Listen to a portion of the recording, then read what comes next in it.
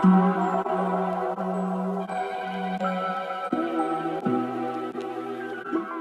through. Half these people that sign in the industry, they still slaves to the industry. I had people reach out to me and came at me on something.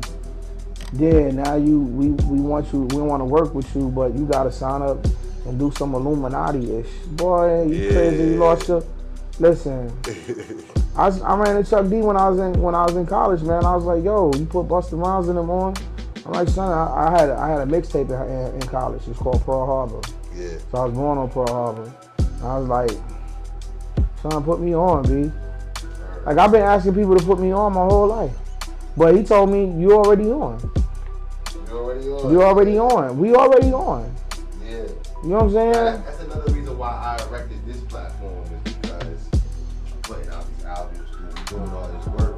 We don't got no Anthony Martinez, we don't got no Charlamagne the God, we don't got no. He hosted one of my mixtapes back in the day. Yeah, man. I'm like, but he left his whole crew behind. We don't gotta wait for that. You know what I'm saying? We can erect our own platform. Yeah, I mean, as long as you remain consistent with it, it's gonna catch the people it's supposed to catch. Yeah. I was telling my nephew Mackenzie that, like, he graduating from USC Upstate, and he's like, I'm going to do music, and I'm like my nephew who just graduated from Benedict, Christopher Gambrell. He joined the music fraternity, but he's working as a school monitor. Yeah. He got a studio. He's building a studio in the house. You know what I'm saying? He's working towards it, but at the end of the day, keep working towards your passion, your goal, and your dream. Yeah. You know what I mean? Don't let that go ever. Right. But be realistic that there's gonna be a lot of days that you look. Some days I do stuff for the free more than I do it for the fee. Yeah, yeah. And like for me, what I learned too is that, you know, that's how I started. I was like, look, I'm gonna give first. It's the only way I'm gonna receive is if I give. So I started doing interviews for small business owners and music artists for free. You come here, you're gonna get content created for free. You know what I'm saying? The hope is that, you know, you eventually you hire me to do something for you or whatever the case may be, but it's always gonna someone gonna see your work and they're gonna see your worth. Yeah. Damn, right. Bar. Yeah. You know what I'm saying? They're gonna see your work and see your worth. Yeah, but peace and grace is Darius to your ears, Think King of Media. I'm here with my man Bugsy Calhoun. Salute, salute, salute. For the people that don't know you, man, really quickly, can you just tell us who you are and just let us know, you know, where you at? Well, I'll try to do real quick. So, I am Jamal Washington, Bugsy Calhoun. I became Bugsy Calhoun when I was 13 years old. I've been doing music and film and poetry since I was 12 years old. I'm from Brownsville, Ocean Hill, Brownsville, Brooklyn, Bergen, Hopkinton, Saratoga. I debuted as a poet the year 2000 at the Brooklyn Moon. Like I said, I wrote my first rhyme 1992. I moved to South Carolina 2002, shortly after the towers fell. I started doing poetry here 2008, 2009 at a venue called Hush, hosted by this guy named Kenny the Poet. And I cultivated my artistry at a spot called the Art Bar with people like Max Parthas, Tribal Rain, Spirit the Tattoo Poet, Monifa Lemons Jackson. I formed a group called the Unusual Suspects with 6 other individuals, mainly out of Benedict College. And I've been doing poetry and putting on for poetry here in Columbia, South Carolina ever since then. No doubt. Yeah, this is a monumental moment for me, man, because I heard your poetry before I ever knew what your name was or who you were. I just came up in the spot. I think it was the Art Bar, and you was on stage, and I was like, yo, that sound like New York. And I was locked in ever since then. I think I saw you had Sean Price on your hat, and I thought that was your name at the time.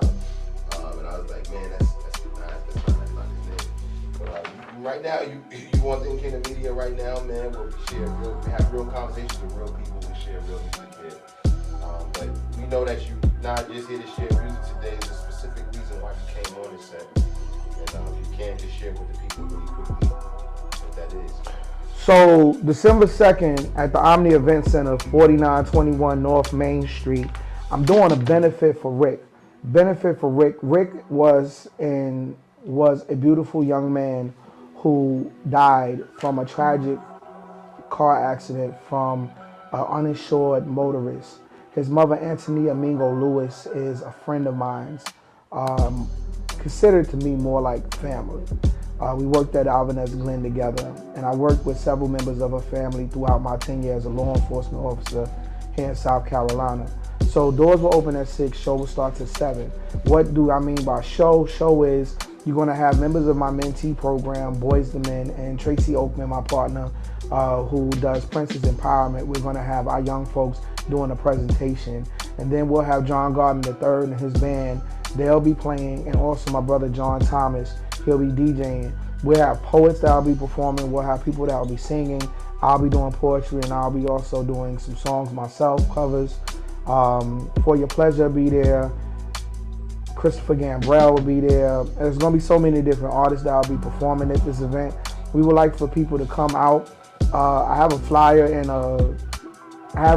that has the Cash App on there. If you would like to donate to the family, you can donate directly to the family, or you can pay the $20 and come out the night of the event. And we're going to have an amazing night. It's not going to be a night, it might be a little sorrow, it might be some tears maybe, but it's all going to be celebration of life. And December's my birthday month. I'm turning 45 years old on December 7th. So every event that I do in December is a celebration of life. I'm celebrating mine, I'm going to celebrate his, and we're going to uplift this family with this benefit. So that's what I'm doing. No doubt. If you could show the people the flyer. Yeah, no doubt. What's the date again? You said It's December 2nd. December 2nd. All right. What's the Cash App? The Cash App said you said. So the Cash App is $ANTMING21. That's the Cash App, and it's on the flyer.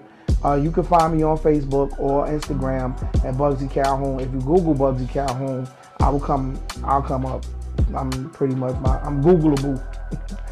That's not a word, but anyway, yeah, you'll find the flyer, and if you want to donate to the family directly, you can. And if you also want to donate, we're paying the $20 to come to the show. There will be food and drink available for sale, and I would like to thank the Omni Event Center and John Gardner, and also Terry Douglas, who did the flyer for me. All right, I'm about to go ahead and donate the first $100. What's the Cash App again? You said it is $ANTMING21. All right, and then that's Antonia Mingo Lewis. Right, Antonia Mingo Lewis. Got you. And you said these funds that we're paying right now or to support is going to contribute to what again? Pretty much is helping her family. She had a surgery that she's put off. She lost her left leg in the accident. Her daughter had a traumatic brain injury. So constant doctor visits. Like I said, she was an officer at SEDC, and she's no longer working there, and she's pretty much on disability and probably Social Security. So with the guy being uninsured, you can't sue someone who's uninsured to get anything to help with your medical bills. So it goes to her medical bills. And she was recently on Watch 57. There was an article that you can find, and you can go in there and find that, where she's talking about the accident and just wanting to have justice for her son, Rick. Justice for Rick is what we want, and help for the family is what I want. So she's more concerned about justice for her son than her own actual well-being. And I love my sister, and I want to make sure that we can do something for somebody. Because as a CO, I was a CO, and she was a CO. It's a thankless job. Nobody really cares about the COs that's in these facilities, and I care. So that's where I'm at with it. No doubt. I just sent the donation over. Make sure you got it. Anybody else that's watching this content right now, please support my brother and his cause.